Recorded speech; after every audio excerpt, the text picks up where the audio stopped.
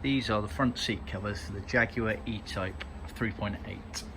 So these are the bucket seats, and these are the actual fixed head versions of the seats. So on the 3.8s, they had two different versions of the seats. They had a Roadster seats and they had a fixed head seat. The Roadster seats were always fitted in Roadster cars. The fixed head seats were only fitted in fixed head cars, but some fixed heads left with Roadster seats, just to confuse things. The only difference between them is related to the backrest. See our website for more details, but essentially the backrest here on the fixed head is much fatter at the top, whereas the Roadster one is a lot more pointy, like an egg. So these are the fixed head ones, the wider ones. These have been made to original specs, so they're majority leather. The vinyl here, these are used for the cushion surrounds, the actual frame surrounds. So that's 2 bits of vinyl cut for that area. You then also have Moquette on the back of the backrest.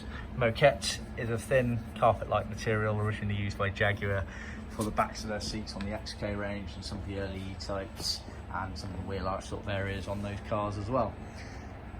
The cushion covers, so obviously you've got the frame surrounds here. The main cushion cover here is sewn here with the pipings, etc.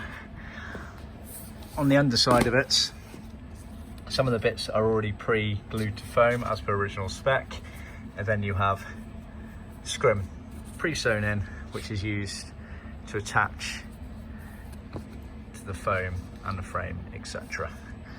We extend the pipings as per original to allow you to pull and fit them round the foams and the frames nice and easily, to which you can either then clamp them down or strip them back if you prefer.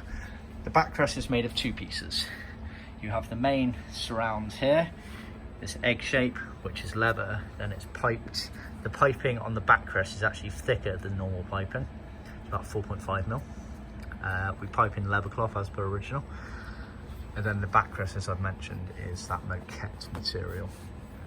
Then you'll have an open gap here, and this is where this piece fits in here, which is 2 bits of leather sewn together with some piping. The piping is stripped out at this point here, because actually when it's all trimmed, you're only going to see part of that, the outer circumference of it will be hidden. So this piping allows you to bend it round the back of the ply tacking strip, getting a neat finish. And again, on the back you have scrim sewn in, which allows you to attach it nicely. So to trim these, you have some tacking strips, obviously the frame, and then some foams. The cushions are quite straightforward, the backrests not so much. They're a bit of a tricky seat to get a nice neat finish on.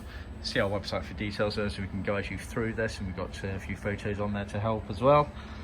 You also get a couple of loose piping bits which are used on the backrest area as well for display purposes only, really. See our website for more details.